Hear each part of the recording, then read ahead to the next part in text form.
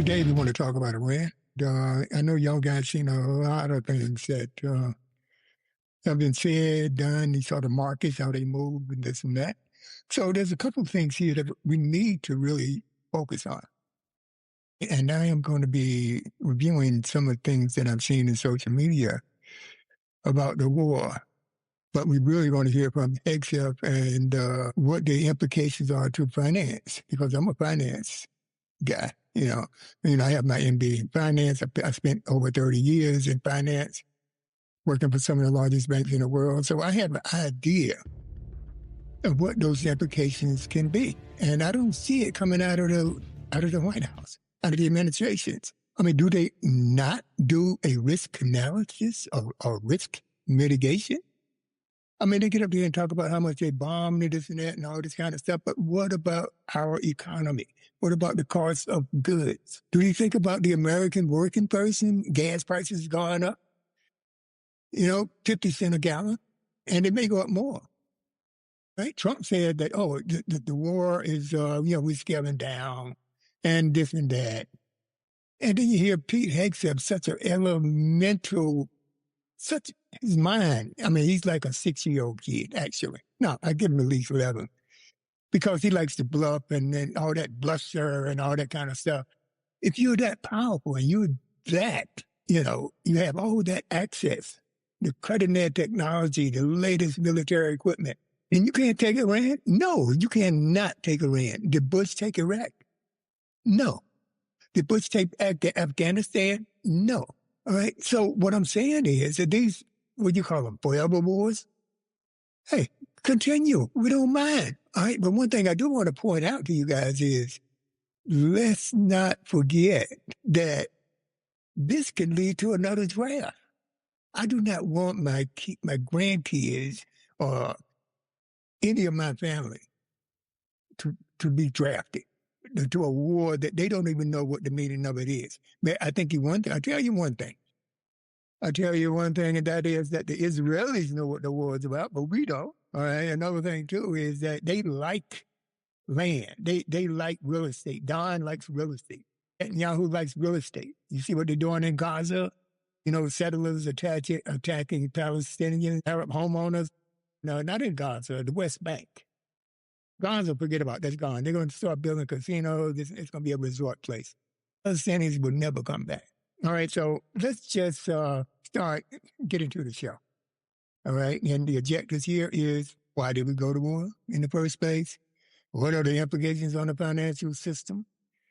And what are the implications for us in terms of military? And are they lying about the supply of military hardware and what are other supplies? We also going to talk about this Strait of Hormuz. Can the Iranians really block that? Now, we don't talk about, and this is very unusual, a guy that has confidence and is totally secure does not talk about what they have and what we can drop this bomb, we can do this. I mean, we got all of this. Listen to this guy. That's stupid. Crushing the enemy in an overwhelming display of technical skill and military force. We will not relent until the enemy is totally and decisively defeated. But we do so. We do so on our timeline and at our choosing. For example, today will be yet again our most intense day of strikes inside Iran. The most fighters, the most bombers, the most strikes, as President Trump declared yesterday.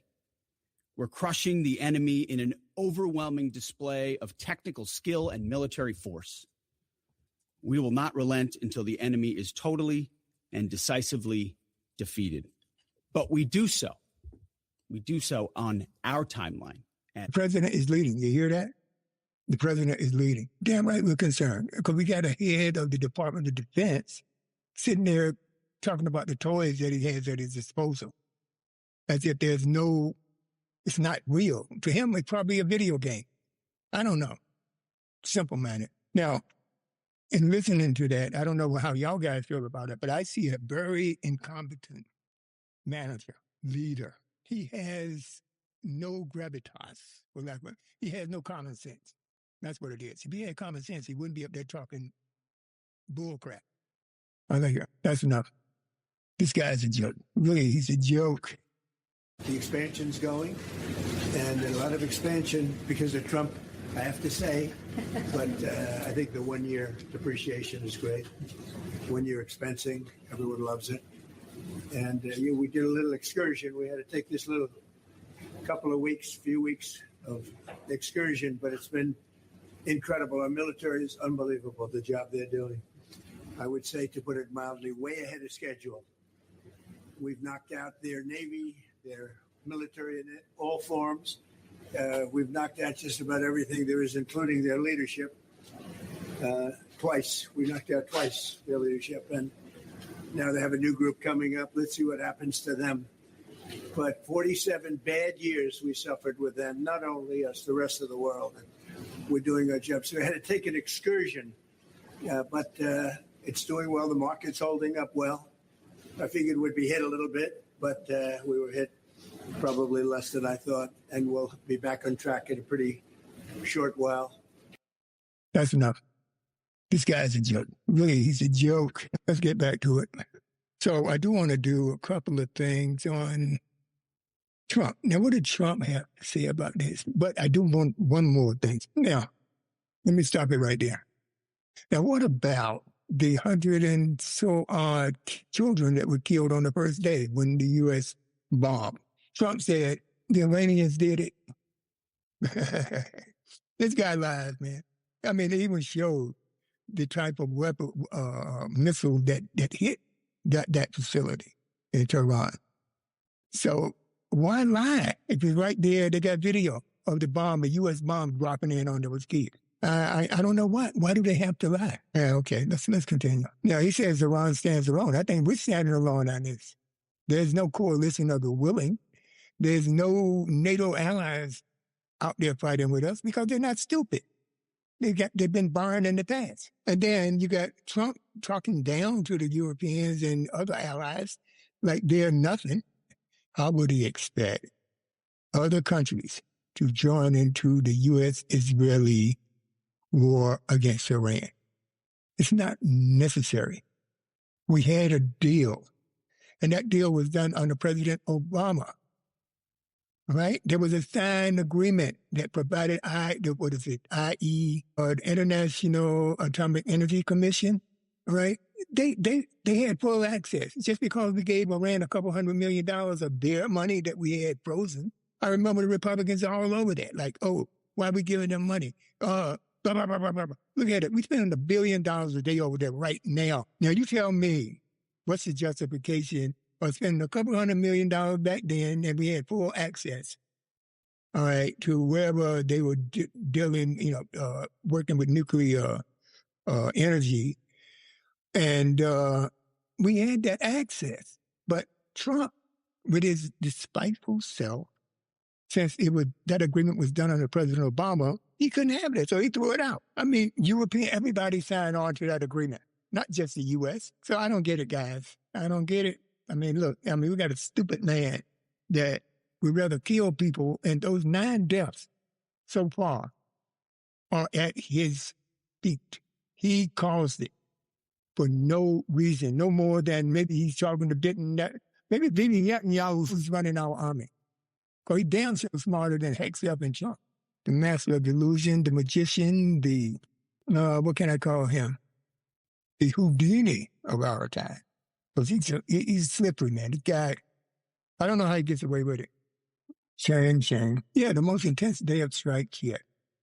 And there's no end in sight. We want to walk. Now, I tell you, Trump is scared now. Number one, you got those kids that were killed. That's going to be blamed on him. Number two, I think number one, I don't like to put business before life, but the mere fact that gas prices went up over $120 a barrel and dropped back to 86 and then back up again, that's hurting the people. And I understand that if gas prices hit a certain level, then everything goes up. Everything. Not just your gas at the gas pump, but everything. Plastics and everything's made out of byproducts of crude oil. Okay? Of oil. So many things. And all those things are going to go up as long as this conflict lasts. And I tell you, it looks like Iran saying, after you. You want to fight? We're going to fight now. Let's do this, all right? We let the Israelis pull us into a damn war that they wanted, not us. We didn't want this war. So I don't understand, why are we in this war? I mean, actually, we're fighting for Israel. And I tell you one thing, I would not ever surrender to Trump or Netanyahu, because you know what? They're going to take your land. They're going to take your land. That's it. They're going to kick you out. So if I was Iran, I would die first before I give up to them, because they don't know when to stop. They do too much. They do too much. Okay.